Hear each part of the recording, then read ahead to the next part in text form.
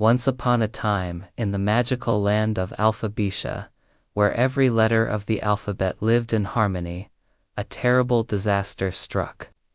The evil sorcerer Xylo had stolen the most important letters, the vowels A, E, I, O, and U. Without these essential letters, the words of Alphabetia crumbled into silent, meaningless clusters of consonants. The once lively streets were filled with frustrated whispers and half-formed sentences. Houses and hills became H, U's, and H, ill. Trees turned into T, Reese, and T, R's. Laughter sounded like ha ha, a. Sighs were just S. All the words lost their music, their ability to convey the richness of thoughts and emotions. Amongst the letters, a growing worry and anger started to brew, but one letter in particular felt a strong call to action. It was the letter L, a young, ambitious, and brave letter with a long, slender form. L was a silent observer, taking in the chaos around him, thinking of ways to help. He watched as the other letters struggled to express themselves, their energy slowly draining away. L knew he couldn't just stand by. He had to do something. He approached the letter T, a tall and serious-looking letter who stood for truth and trust. T was known for his strength and his logical mind. T was troubled, watching the land they all called home fall into disarray. When L shared his idea to find the vowels, T was hesitant. "It seems like such a daunting task," he said, his voice echoing the worry in the hearts of many. "But we have to do something," replied L. "If we don't, our world will fall into silence and darkness." T considered this. "Very well," he finally said, extending a hand to L. "I will go with you."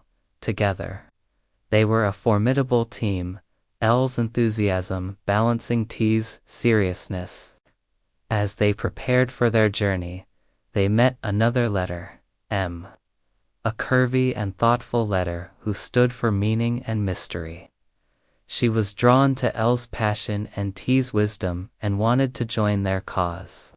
With M's addition, the three adventurers were now ready to begin their quest to rescue the vowels and restore the language of Alphabetia.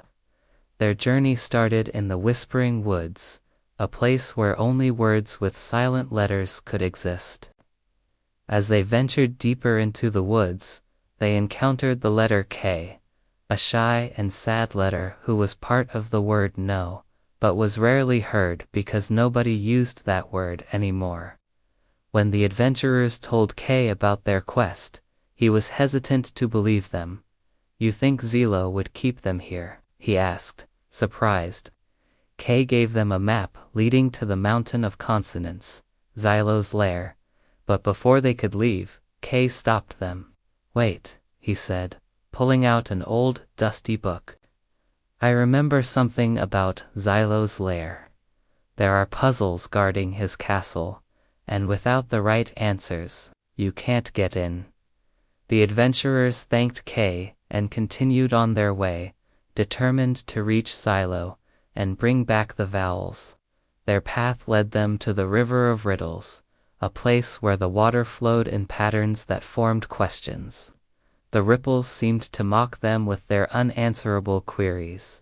It was here that T's logical mind was put to the test.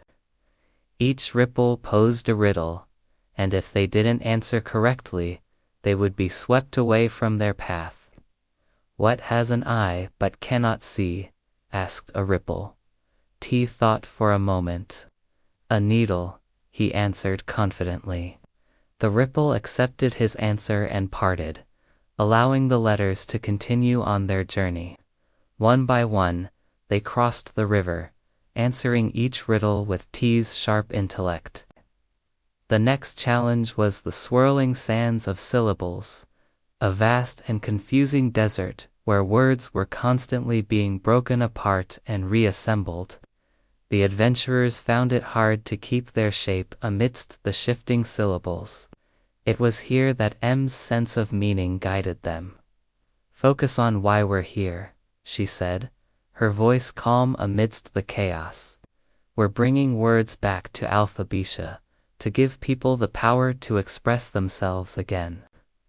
Remembering their goal, the adventurers pressed on, their determination fueled by M's words. Finally, they reached the foothills of the Mountain of Consonants, a silent, imposing fortress that loomed over the horizon. At the top of the mountain was Xylo's castle, a structure of jagged rocks and dark stone. The castle walls were lined with broken words, their silent forms a testament to Xylo's destructive power. The adventurers knew that getting inside would be a challenge. They had to find a way past Xylo's defenses. Inside the castle, Xylo held the vowels captive in 5 separate glass globes, each containing a different vowel. The globes were enchanted, making the vowels weak and their colors dull. Xylo, hidden in the shadows, watched the adventurers arrive. "So you've come," he said, his voice echoing through the courtyard. "You cannot defeat me. You will never get the vowels back." The adventurers knew that Xylo was right. They couldn't defeat him with force. They needed a clever plan.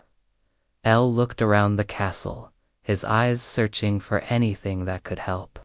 His gaze fell on a pile of loose stones nearby. An idea sparked in his mind. Quickly, he ran to the pile and picked up a smooth, flat stone. He then approached Xylo. "Watch this," he said. With a skillful flick of his wrist, El sent the stone flying. The stone hit one of the castle walls, knocking off a piece of rock. The rock resembled the letter PL, picked it up and placed it next to another rock that looked like the letter NPN. He called out. The letters understood. They began to combine, forming new words in front of Xylo. Strong whispered T then, remembering his earlier encounter with the silent letter K. T took some dirt from the ground and placed it on the top of his head. This made his upper portion look like a dot, creating a new I strong, he shouted. The words they created were simple, but they were filled with the power of life and meaning. M, seeing what L and T were doing, joined another loose stone D2 formed dream. The words they created resonated with the imprisoned vowels, causing their globes to glow brighter. Hope surged through the adventurers. Their plan was working. Xylo, however, was weakening with every word the adventurers created. He fed on silence and emptiness, and the sound of words was draining his power. In a last-ditch effort, he tried to stop them, but it was too late. With renewed determination, L, T, and M continued to form words, each one carrying the hope of restoring Alphabisha. Word, they all shouted together. The globe containing the letter O burst, and the vowels soared into the air. Their colors, once dull, now shone brilliantly as they reunited with their consonant friends. The words they had created echoed through the castle, driving Xylo back into the shadows. The adventurers had won. They returned home as heroes, their shapes shining with the reflected glory of the vowels.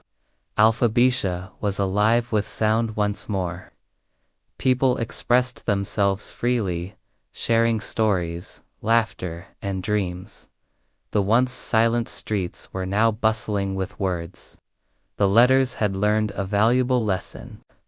No single letter, no matter how important, could make a word or convey meaning on its own. It was in their collective efforts, their combination of sounds and forms, that their true power lay. And so, from that day on, the letters of Alphabisha worked together, ensuring that their words would always be complete and full of meaning.